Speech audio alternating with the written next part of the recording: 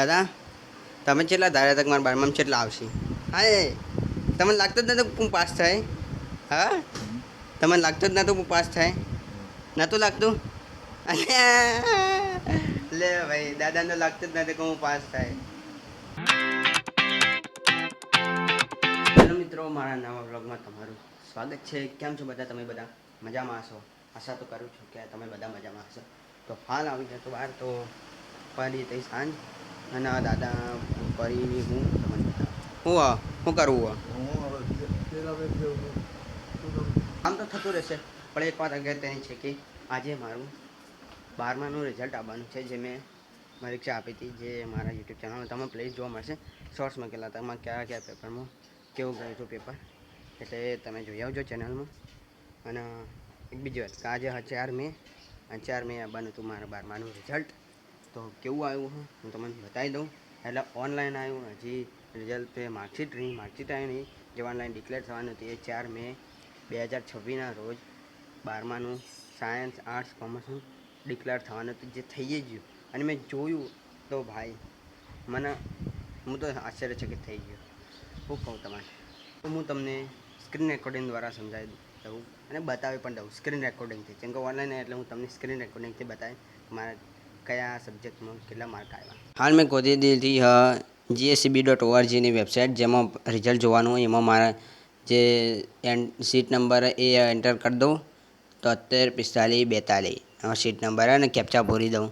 Captcha એ 62 + 4 એટલે 66 go.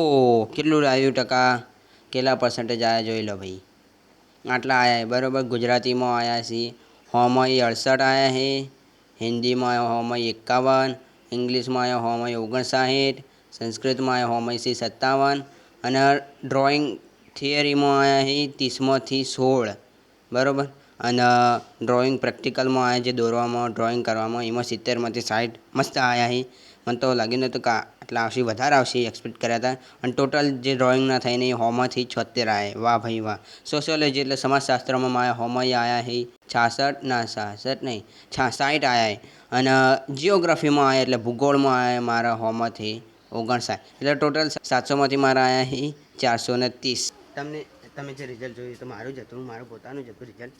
પણ એમાં એમ હતું કે મેં એક્સ સ્ટુડન્ટ તરીકે એક્ઝામ આપી હતી બરાબર.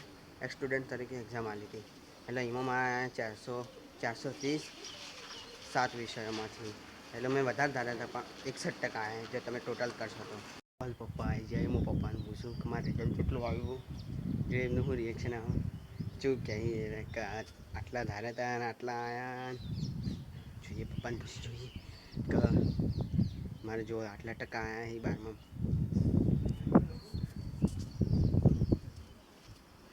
પપ્પાને પહેલાં દાદાને પૂછ્યું છે કે એમને કેટલા એક્સપેક્ટ કર્યા હતા, કે એમને શું લાગતું હતું કે પાસ થાય કે શું, અને કેટલા ટકા આવશે. જો હેડો પૂછ્યું. દાદા તમે કેટલા ધાર્યા તક મારા 12માં કેટલા આવશે? કેટલા ધાર્યા હતા આમ કેટલા ધાર્યા તક કેટલા આવશે? હા ચા હા એ તમને લાગતું જ નતું હું પાસ થાય? હા તમને લાગતું જ નતું હું પાસ થાય? હા તમને લાગતું હું પાસ થાય? નહોતું લાગતું? લે ભાઈ દાદાને લાગતું જ નથી કે હું પાસ થાય. તો ટકાનું તો કેટલું, ટકાને તો પછી શું રાખવાનું. દાદાને તો લાગતું. આ તો મેં કીધું બતાવ્યું તાણી ખબર પડી. હા ભાઈ 8% સારા લાવ્યા. એક્સ તરીકે પરીક્ષા આલી તો સારા ટકા લાવ્યા. ને હવે પપ્પા આવે એટલે હું પપ્પાને કહી કે મારા આટલા ટકા આવે જ ના એટલે કેવું રિએક્શન આપી એ જોઈએ. એક બીજી વાત કહું, પપ્પા મને કહેતા હતા કે 11-12 ભણી લે. હું પહેલાં ITI કરતો હતો, એક વર્ષનો કોર્સ કર્યો તો મેં. તો પપ્પાએ કીધું કે 11-12 ભણી લે, 11-12 ભણી લે, કર 11-12 ભણ.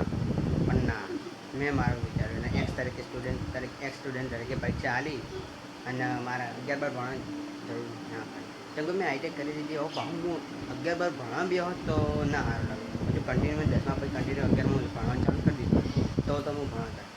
પણ મેં ITI કરી એટલે મેં એક્સ સ્ટુડન્ટ તરીકે પરીક્ષા આપી દીધી. કેમ કે મારા બાજુ ટાઈમ નહોતો હોય એ 11-12 કરવાનો. 2 વર્ષ તો હું પાછળ જતો રહ્યો.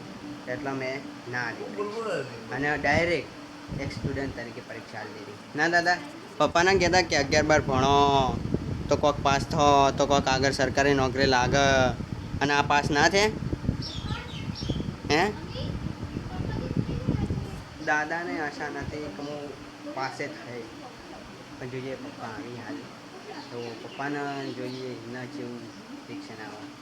મેં પપ્પાને કીધું કે મારે 61% આપા. એમને કીધું કે બસ 61%. અને પછી મેં કીધું એમને કે એક્સ તરીકે આવ્યો તો 61% સારું કહેવાય. મારે તો એક્સપેક્ટેશન નથી કે 61% આવશે, તો 61% આવ્યા સારું કહેવાય. તો કહો તો નહીં પપ્પા અહીં એ તો એવું આપણે ચિંતા રહે કે 61% થોડો વધારે લાવે તો સારું રહે. એટલે આપણે સમજવું પડે. તો કહો તો નહીં, હું તો ખુશ છું, ફેમિલીવાળા બધા ખુશ છે. 61% પાસ થયું 12મામાં, સારું કહેવાય એમ.